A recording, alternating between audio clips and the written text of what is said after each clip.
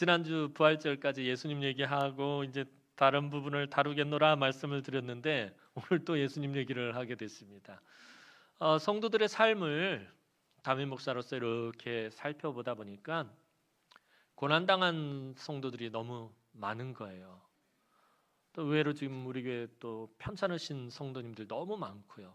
암 환자들도 있고 또 불치병, 난치병에 걸린 성도들도 있고 인생에 참 힘들고 어려운 시간을 지나가는 성도들이 보기보다 많더라는 거예요. 우리 조금 전에 막 서로 축복하고 인사 나누고 서로 쳐다볼 때는 다 빙그레 웃으면서 하니까 무슨 어려움이 있겠는가, 저분이 무슨 시험이 있겠는가, 고난이 있겠는가 우리 그렇게 생각하겠지만 사실은 겉으로 드러나는 모습 말고도 안쪽으로 숨겨진 곳에 참 힘들고 어려운 일들이 많더라는 거예요. 저 장로님은 부자니까 아무런 삶에 문제가 없겠지. 저 집사님은 그냥 신랑이 떡하니 벌어다 주고 저기 하니까 뭐 자식들도 좋은 대학 가고 취업하고 아무 문제가 없겠지라고 생각하지만 사실은 그분들도 말 못할 고민들과 또 괴로움들과 고난 가운데 놓여져 있더라는 것입니다. 우리 재벌 총수들 바라보면 그러잖아요. 우리나라는 뭐 10대 재벌 총수들 바라보면 참 부럽잖아요. 돈을 저렇게 몇 조 원씩 가지고 있는 얼마나 참 행복할까. 저런 사람들은 문제도 없을 거다. 늘 좋은 최고급 음식에 최고급 차를 타고 최고급 옷을 입고 명품을 두르고 다니고 뭐 그러다 보니까 능력 있고 실력 있고 그러니까 아무런 문제가 없겠지 하고 보지만 사실은 그들도 어떻게 보면 우리보다 더 큰 어려움들과 고난 가운데 있다는 거예요. 더 많이 가지고 있다라는 것은 그만큼 그것을 또 지켜야 되고 또 책임도 있고 해야 할 것들도 많다라는 얘기고 그러다 보니까 우리가 생각할 수 없는 또 큰 어려움과 고난 가운데 놓여 있는 것들을 발견하게 되더라는 것입니다. 고난 없는 인생이 어디 있겠습니까? 다 삶에 힘들고 어렵다라는 거예요. 8살짜리 이제 초등학교 들어간 아이를 바라보면서 얘가 무슨 인생에 고난이 있겠는가? 애들 인생이 심각합니다.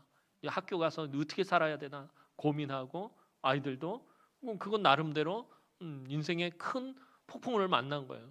유치원이라는 곳을 다니다 초등학교라는 엄청난 곳으로 나아가게 됨으로 인해서 인생의 폭풍우가 아이도 불고 있더라는 것입니다. 오늘은 인생에 대해서 그 고난에 대해서 잠시 말씀을 나누면서 함께 은혜를 나누었으면 좋겠습니다. 어른들이 인생에 대해 말할 때 바다에 비유하곤 하는 것을 보게 됩니다. 인생은 참 망망대해와 같다라는 말씀들 많이 하시잖아요. 바다와 같다라는 거예요. 바다가 잔잔할 때가 있고 또 풍랑이 일 때도 있고 물고기가 잘 잡힐 때가 있고 물고기가 전혀 잡히지 않을 때가 있고 아무리 어두운 밤이라도 별자리를 보며 갈 길을 찾아갈 때가 있고 안개가 가득해서 어디로 가야 할지 모를 때가 있고 아무렇지도 않게 유유히 이 길을 갈 때가 있고 또 전혀 예상하지 못한 암초를 만날 때도 있습니다. 그래서 인생을 바다라고 표현하는 것 같습니다. 오늘 본문은 한치 앞을 예상할 수 없는 인생의 바다와 같은 갈릴리 바다에 관한 이야기입니다.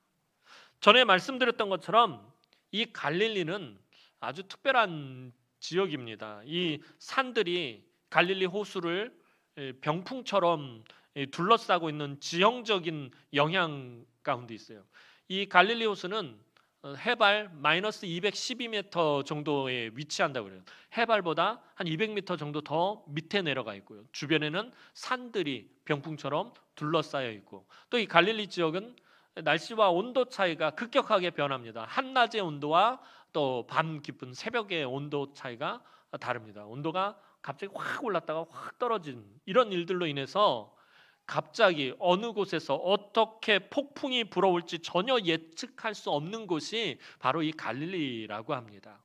저도 갈릴리 가봤더니 참 예쁜 곳이에요. 참 예쁜데 그 잔잔한 갈릴리가 언제 갑자기 폭풍이 몰아닥칠지 모른다라는 것입니다. 마치 우리 인생과 같습니다.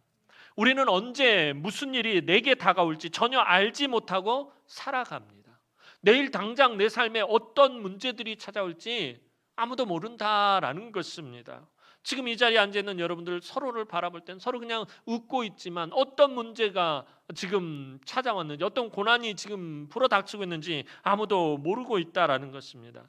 옛날 뱃사람들은 순풍에 돛을 달고 쌩쌩 바다 위를 달려가면서도 마음 한편으로는 언제 폭풍우를 만날지 몰라서 두려운 마음으로 그렇게 항해를 하곤 했습니다. 오늘 우리도 마찬가지입니다. 내 삶에 지금 아무런 문제가 없고 형통하다 할지라도 마음 한편에는 언제 내 인생의 바다에 폭풍이 몰아쳐올지 몰라서 나도 모르게 염려하게 됩니다. 오늘 지금 이 자리에 예배하는 우리 성도들 가운데는 지금 마치 온화한 잔잔한 바다를 순풍에 돛달고 달려가는 성도들이 있는가 하면 점점 먹구름이 들이오는 상황 가운데 있는 성도들도 있고, 지금 한참 폭풍우와 힘겹게 싸우고 있는 성도들도 있고, 또 한 차례 폭풍우가 몰아친 후에 점점 개어가고 있는 그런 성도들도 있을 것입니다. 모두가 다 다른 형편이고 다 다른 상황과 처지이지만 똑같이 인생의 바다를, 그 거친 인생의 바다를 지나가고 있다는 점에서는 다 똑같습니다. 자, 이제 예수님은 제자들과 함께 배를 타고 갈릴리를 건너가게 되었습니다. 23절 말씀 보도록 하겠습니다. 오늘 본문 23절 말씀입니다. 다 함께 봅니다. 시작. 배에 오르심에 제자들이 따랐더니. 자, 예수님이 배에 타시자 제자들도 예수님의 뒤를 따라서 배에 탔다라는 것입니다. 대부분의 제자들이 이 갈릴리에서 만났습니다. 핵심 제자라고 할 수 있는 베드로, 야고보, 요한 다 이 갈릴리 바다에서 만났어요. 예수님이 배에 타시니까 그들이 모든 걸 버려두고 예수님을 따랐던 것처럼 오늘도 어김없이 예수님을 따라서 배에 탔습니다. 그런데 예수님의 뒤를 따라 배에 탄 제자들이 만나게 된 것은 갈릴리의 거친 풍랑이었습니다. 폭풍을 만나게 되었습니다. 예수님의 뒤를 따라간다면 오던 폭풍도 돌아가야 할 것 같은데 폭풍이 거칠게 몰아치는 것이었습니다. 24절 말씀 보도록 하겠습니다. 24절 말씀입니다. 시작. 배가 물결에 덮이게 되었으되 예수께서는 주무시는지라. 우리는 예수를 믿으면 삶에 아무런 문제가 없고 만사가 형통하며 또 삶이 편안하기를 그렇게 기대합니다. 하지만 우리의 기대와는 달리 예수님의 뒤를 따라가는데도 불구하고 고난의 파도가 내 인생을 덮치는 것을 볼 때가 있다라는 것입니다. 그것도 자주 말입니다. 예수를 믿고 모든 일이 잘 될 때는 아무런 생각이 없다가도 고난을 만나게 되면 내 삶 가운데 전혀 예상하지 못한 고난을 만나고 갑자기 불어닥치는 그런 폭풍우를 만나게 되면 인생 참 모르겠다라는 생각을 하더라는 거예요.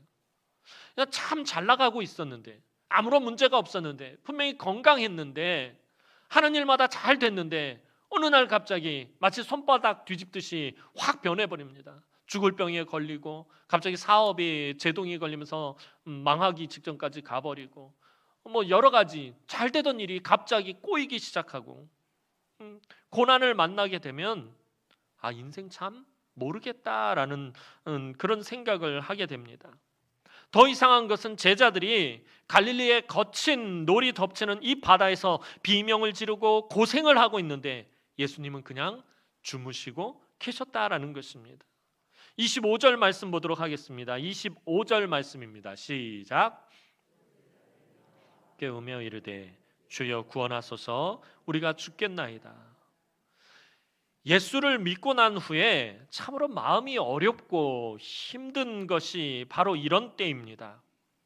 아무리 부르짖어 기도해도 하나님은 인생의 풍랑을 멈추게 해주시는 것이 아니라 더 몰아치시는 것 같을 때가 있더라는 것입니다. 너무 힘들어서 하나님 앞에 부르짖어 기도하고 하나님 앞에 매달리면서 그렇게 간구했는데, 그런데 이 인생의 풍랑을 멈추어 주시는 것이 아니라 더 강하게 몰아치시는 것 같을 때가 있다라는 것입니다. 하나님 도대체 왜 그러신 것입니까? 예전에 이것을 제가 전도사 시절에 저에게 참 많은 가르침을 주셨던 스승 목사님에게 여쭌 적이 있었습니다. 햇병아리 전도사 시절에 도무지 이해가 안 되는 거예요. 교회 안에서도, 그 교회 섬기던 그 교회에서도 참 열심히 섬기던 권사님이 있었어요. 참 정말 좋은 권사님, 참 충성하고 헌신하고 그러셨는데, 그 정말 잘 나가던 또 딸도 있었고, 근데 그 딸이 삼풍백화점 무너질 때 같이 그곳에서 죽게 되었습니다. 정말 착한 딸이었고 좋은 딸이었고 믿음이 있는 딸이었는데, 권사님이 너무 마음 아파하는 거예요. 그것을 보면서 스승 목사님에게 물었어요. 목사님, 어떻게 이런 일이 있을 수 있죠? 예수를 믿는데 어떻게 이렇게 정말 청천벽력과 같은 이런 사건, 이런 고난이 찾아오는 것입니까? 이렇게 성도들이 고통당하는 모습을 보고 고난 가운데 있는 모습을 보면 참 이해할 수가 없습니다. 이건 어떻게 된 것입니까? 하나님 왜 그러신 것입니까? 이것을 스승 목사님에게 여쭌 적이 있었습니다. 스승 목사님은 저에게, 햇병아리 전도사였던 저에게 아주 명쾌하게 대답을 해주셨습니다. 저희 스승 목사님이 뭐라 대답해 주셨는지 혹시 아시겠습니까?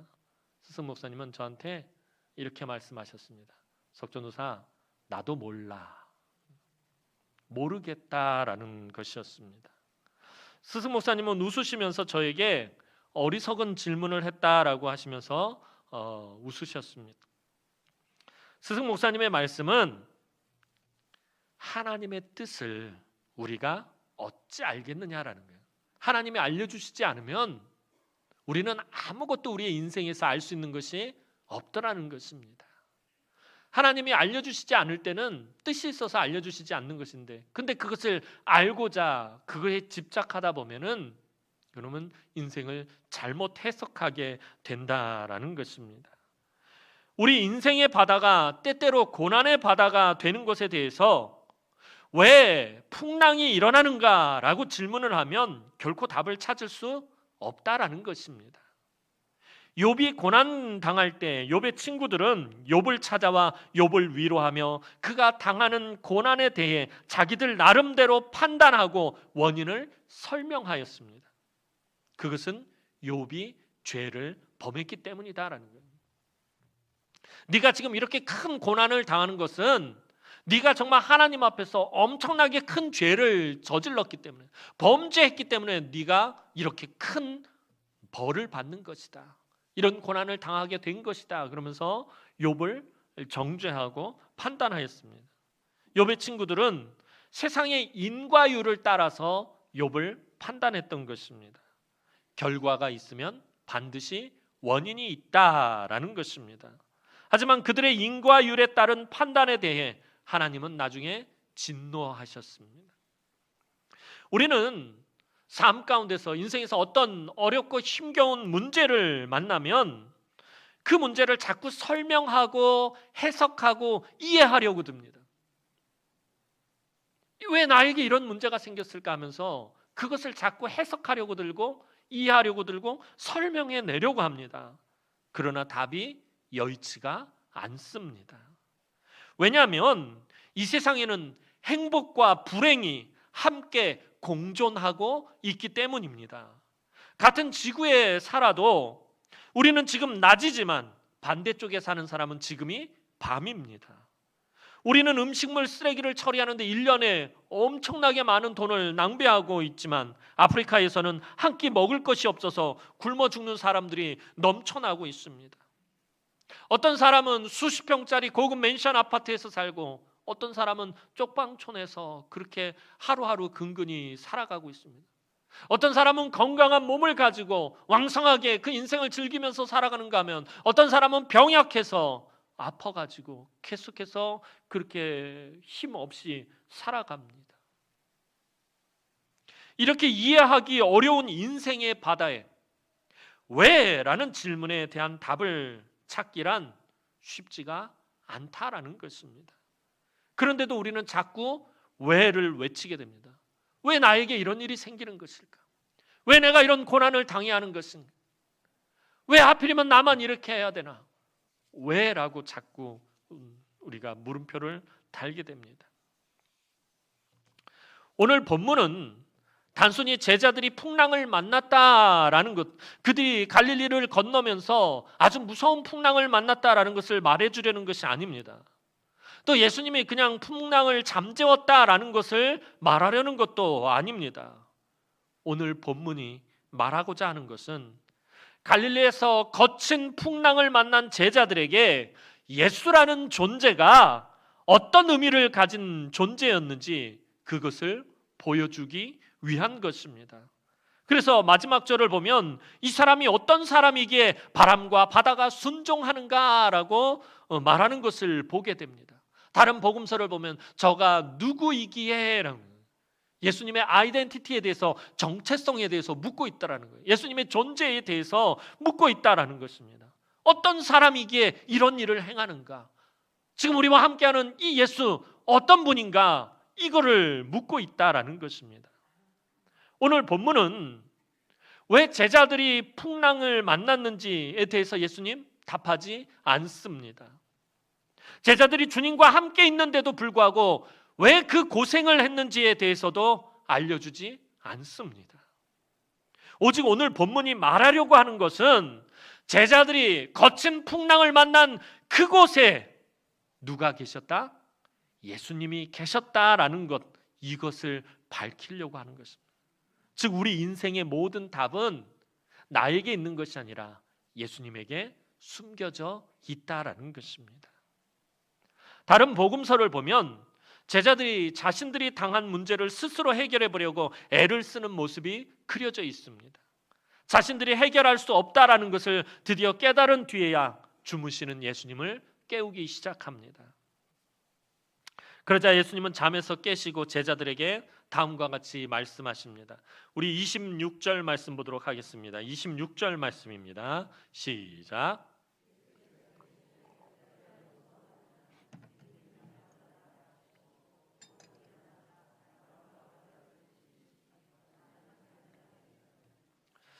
오늘 이 갈릴리 사건을 우리가 접하고 묵상할 때마다 항상 요 구절이 나오면 우리가 먼저 생각하게 되는 것이 예수님께서 제자들의 믿음이 없음을 책망하고 계시는 것처럼 그렇게 생각합니다. 왜 이렇게 믿음이 없는 거야? 그러면서 예수님이 제자들을 야단치시는 것으로 받아들입니다.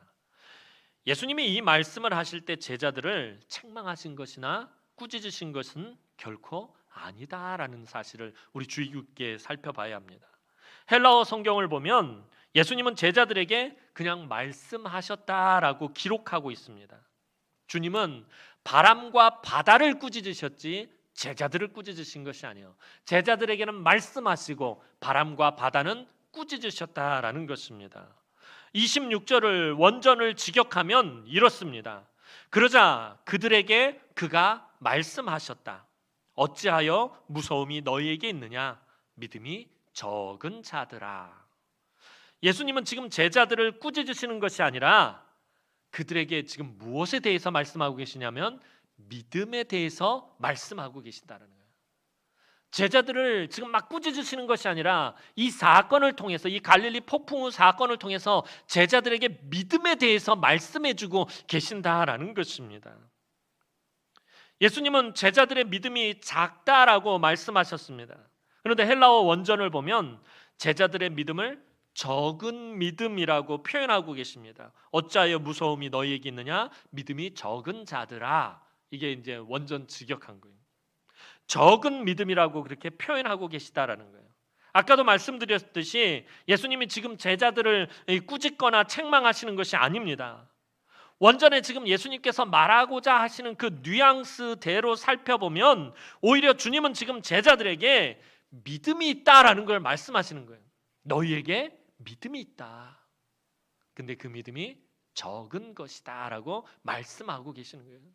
믿음이 없다고 막 야단치시고 책망하고 꾸짖는 것이 아니라 너희에게, 얘들아 왜 무서워하고 있느냐? 너희에게 믿음이 있다. 그런데 그 믿음은 적은 믿음이구나 하고 예수님께서 제자들에게 말씀하고 계시는 것입니다. 적은 믿음이 있다라는 말은 반대로 또 무엇이 있다라는 말을 또 되죠? 일부 예배 때는 대답들을 잘 하시더만. 설마 몰라서 대답을 안 하시는 건 아니죠? 그냥 다 체면 때문에 말씀 안 하시는 줄. 자, 적은 믿음이 있다라는 말은 반대로 큰 믿음도 있다라는 말이 되지요. 자, 그런데 여기서 잠깐 살펴볼 것은 예수님이 공생의 기간 동안 큰 믿음에 대해서 보셨나요? 지금 적은 믿음에 대해서 얘기하시는데 큰 믿음에 대해서 보신 적이 있는 거예요. 공생의 기간 중에 딱 2번 큰 믿음을 만나십니다. 한 번은 수로보니게 여인이 주님을 찾아와서 귀신 들린 자기의 딸을 고쳐달라고 애원하며 개들도 주인의 상에서 떨어지는 부스러기를 먹으니 그 부스러기 은혜만으로도 충분히 자기의 딸이 나을 수 있다라고 말하는 그녀의 믿음을 보시고 예수님 뭐라고 말씀하시냐면, 여자여 내 믿음이 크도다. 내 소원대로 될 것이다. 내 믿음이 크다라고 예수님 말씀하셨어요. 그리고 또 한 번은 언제냐면 로마의 백부장이 찾아와서 중병에 걸린 자기 하인을 고쳐달라고 애원하며 예수님 우리 집까지 오실 필요도 없이 그냥 이 자리에서 말씀만 하시면 그 말씀대로 나을 것이다 라고 말하는 그 로마의 백부장의 믿음을 보시고는 뭐라고 말씀하시냐면, 내가 이스라엘 중에 아무에게서도 이만한 믿음을 만나보지 못했노라. 정말 큰 믿음이다. 대단한 믿음이다. 예수님이 딱 큰 믿음에 대해서 2번 언급하신 게 수로보니게 여인과 로마의 백부장이었습니다. 예수님은 공생의 기간 중에 만난 큰 믿음은 이 2번 외에는 없었습니다. 그러니까 나머지는 다 적은 믿음이었다라는 것입니다. 오늘 폭풍우를 만난 이 제자들만 적은 믿음이 아니라 또 다른 곳에 있는 제자들, 또 다른 곳에서 예수님을 믿는 사람들, 이 예수님을 따르는 사람들도 다 적은 믿음이었다라는 거예요. 이 2 사람 외에는 다 한결같이 적은 믿음이었다라는 것입니다. 즉 오늘 우리도 모두가 다 적은 믿음이다라는 거예요. 목사인 저도 적은 믿음이고 여러분들도 다 적은 믿음이다라는 것입니다. 그래서 책망하거나 꾸짖지 않으신 것입니다. 모두가 다 적은 믿음이기 때문에.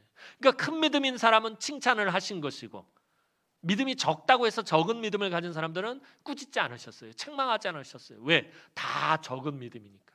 모두가 다 적은 믿음이니까. 그래서 예수님은 꾸짖지 않으신 것입니다. 그런데 그렇다고 해서 그냥 이걸로 끝나는 것이 아니라 이 적은 믿음이 의미하는 바가 크다라는 사실을 놓쳐서는 안 됩니다. 우리 주님이 왜 적은 믿음을 여기서 제자들에게 말씀하고 계시느냐라는 거예요. 이 적은 믿음이 아주 굉장히 큰 의미가 담겨 있다는 사실을 놓쳐서는 안 됩니다. 돌아가신 고 오카는 목사님은 그래서 성경은 믿음을 무엇이라고 표현하고 있냐면 금이라고 표현하고 있는 것에 대해서 굉장히 중요하게 생각하셨다는 거예요.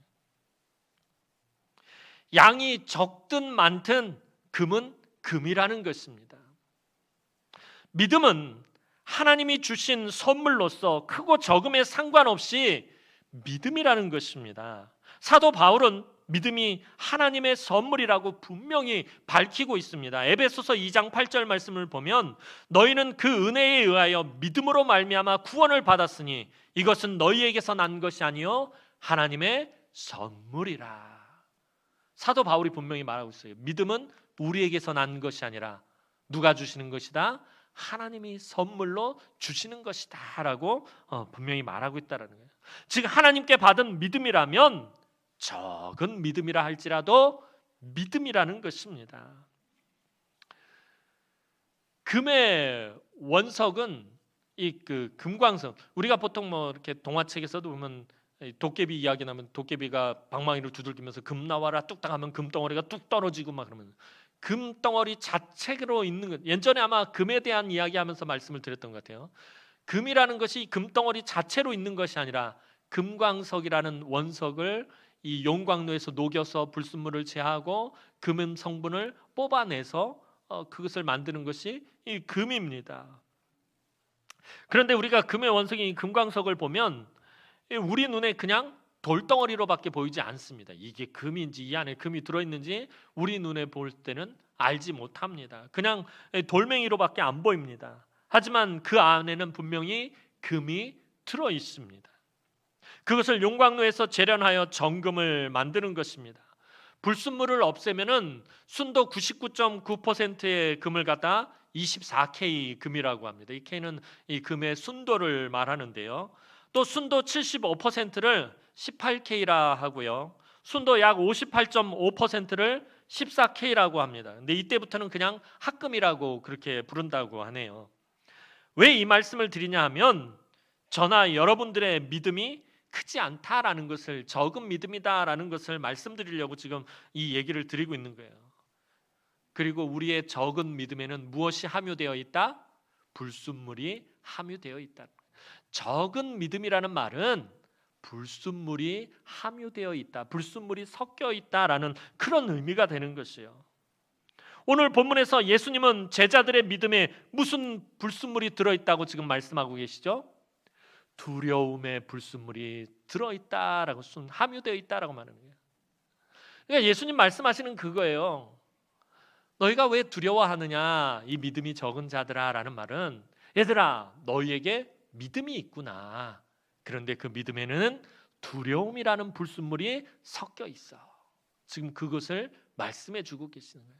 다른 복음서에 보면은, 오늘 이 사건을 볼 때 다른 복음서에 기록되어 있는 오늘 사건을 보면 이 제자들에게 의심의 불순물이 섞여 있는 것으로 또 말하고 있습니다. 그러니까 예수님이 제자들에게 말하는 게 그거잖아요. 너희들에게는 이미 믿음이 있는데 그 믿음에는 두려움과 의심이라는 불순물이 섞여 있구나라고 예수님께서 제자들의 믿음에 대해서 말씀해 주시고 계시는 것입니다. 참으로 연약하고 부족한 우리들의 믿음에도, 저와 여러분들의 믿음에도 역시나 여러 가지 불순물이 섞여 있습니다. 의심과 두려움과 걱정과 염려와 분노와 미움과 시기와 욕심과 정욕과 같은 그런 세상의 불순물들이 우리의 믿음 안에 섞여 있습니다.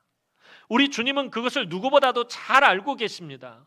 우리가 완전한 믿음을 가질 수 없는 연약한 자들임을 또 잘 알고 계십니다. 그래서 주님의 눈으로 보시기에 우리의 믿음도 적은 믿음입니다. 오늘 저와 여러분들의 믿음을 보시면서도 주님 똑같이 말씀하시는 거예요. 너희에겐 이미 믿음이 있다. 그런데 너희의 믿음에 이런 불순물들이 섞여 있구나. 그러나 그 적은 믿음이라도, 그 불순물이 섞여 있는 믿음일지라도 제자들이 가졌기에 풍랑이 몰아칠 때 주님을 깨울 수 있었다라는 것입니다. 비록 적은 믿음일지라도 그 믿음이 우리 인생의 바다가, 고난의 바다가 될 때 주님을 찾게 만드는 것이고, 주님 앞에서 부르짖게 만드는 것이고, 주님 앞에 엎드리게 만든다라는 것입니다. 그런데 이렇게 불순물이 섞여 있는 믿음으로는 사실 우리가 더 큰 하나님 나라의 일을 하지 못할 뿐더러 더 큰 은혜를 누릴 수가 없습니다. 그래서 하나님은 우리의 불순물을 조금씩 제거해 주십니다. 어떻게 제거해 주십니까? 그것은 바로 고난을 통해서 제거해 주신다는 거예요. 고난이라는 용광로 속에 우리를 집어넣으셔서 우리의 불순물들을 제거해 주신다라는 것입니다. 고난 가운데 있는 욥을 인과율로 정죄하던 세 친구에게 욥이 대답합니다. 욥기 23장 10절 말씀 보면, 그러나 내가 가는 길을 그가 아시나니 그가 나를 단련하신 후에는 내가 무엇과 같이 나오리라? 숨군과 같이 되어 나오리라 라고 말씀하고 있다는 거예요.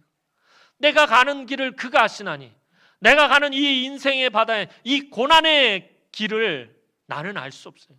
오직 하나님만이 아신다는 거예요. 하나님이 우리의 삶에 고난을 주셨기 때문에 그것은 내가 알 수는 없어요. 하나님만이 아신다는 거예요. 그가 나를 단련하신 후에는 내가 숨군과 같이 되어 나오리라.